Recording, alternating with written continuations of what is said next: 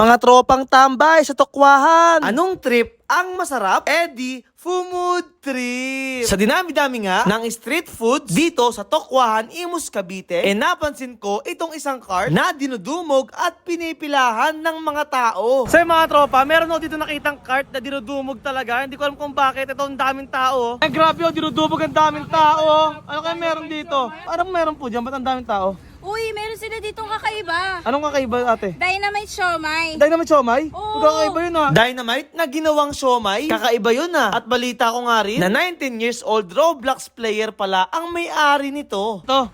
Ay, hello po sir. May-ari talaga. Siya may-ari. Opo. Kayo pala sir may-ari, batang-bata ah. Since kumikita ako sa Roblox, tapos wala din naman po ang ginagawa. Kasi since college, nasa college po ako ngayon. So yung mga extra ko pong pera, naisipan ko po mag-business na. At syempre, kung merong kakaibang Dynamite siomai, meron din ditong magandang coffee cart na hindi pa nga kilala sa social media, pero nag-o-offer ng nagsasarapang mga inumin dahil bukod sa degree holder ang nagtitinda, nag-aral pa ng TESDA para lang makuha ang tamang timpla na papatok sa masa. Kaya ano pa mga tropa, tara, food trip na!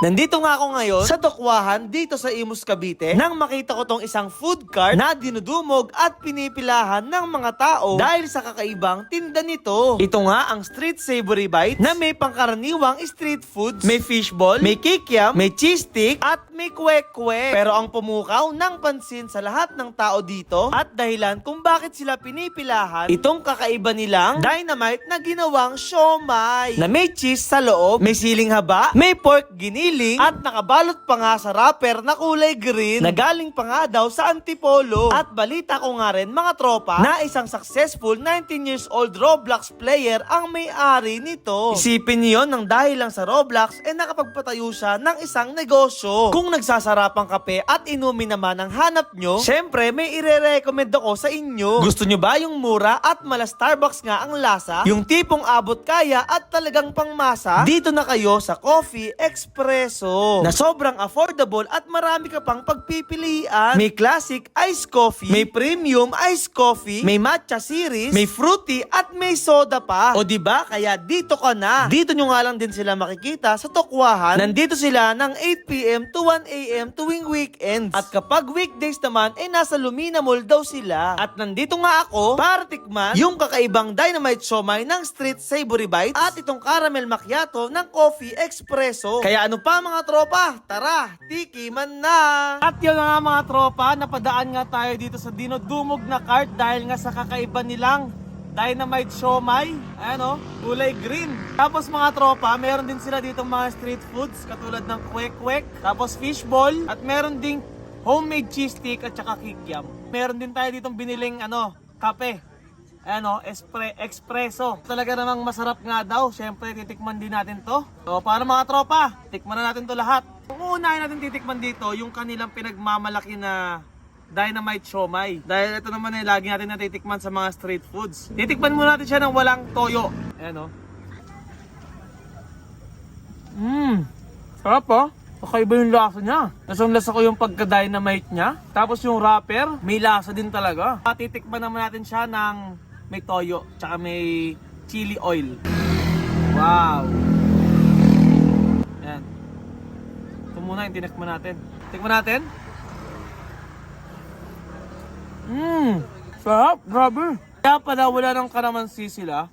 Yung toyo nila, templado na. Meron ng kalamansi mga tropa. Grabe yung lasa ng Dynamite siomai dito. Ang sarap talaga. Mga tropa, sasabayan nyo pa yan ng kape, ng espresso. Ayun sarap din ng kape. Sarap ng kape nila na espresso dito. Ang kinorder ko dito mga tropa, yung caramel macchiato. Panalo yung lasa. Tapos murang-mura lang. For only 125 lang mga tropa. Meron na kayong caramel macchiato dito sa espresso na napakasarap. Hindi siya yung pangkaraniwan na kape na matitikman nyo kung saan-saan. Hindi siya naka-coffee shop. Wala siya sa stall. Nasa cart lang mga tropa. Yung cheese stick nila Tikman din natin. Sarap yung cheese stick nila Lasang-lasa mo yung cheese. Tapos yung yung sauce nila na mayonnaise tsaka ketchup. Tugman-tugma sa timpla ng cheese stick nila mga tropa. Kwek-kwek. Tikman din natin. Sarap ng mga street food. Sa paano mga tropa, babakbakan ko na itong mga pagkain ko dito ng mga street foods. At dayuhin nyo na nga yung Street Savory Bites dito lang sa may Tokwahan, Imus, Cavite. At ito yung cart nila, ayan o. Kulay green na may pagka-blue siya. Sa atin nagtitinda dito. Sa paano mga tropa, paalam! So sa lahat po ng viewers natin dyan, tikman nyo po ang aming napakasarap na kape dito sa Espresso Bar. On weekdays po, makikita niyo po kami sa Google Maps, Espresso Bar PH po. On weekends naman po, nandito po kami sa Along Takwahan Road sa Imus, Cavite. Salamat po.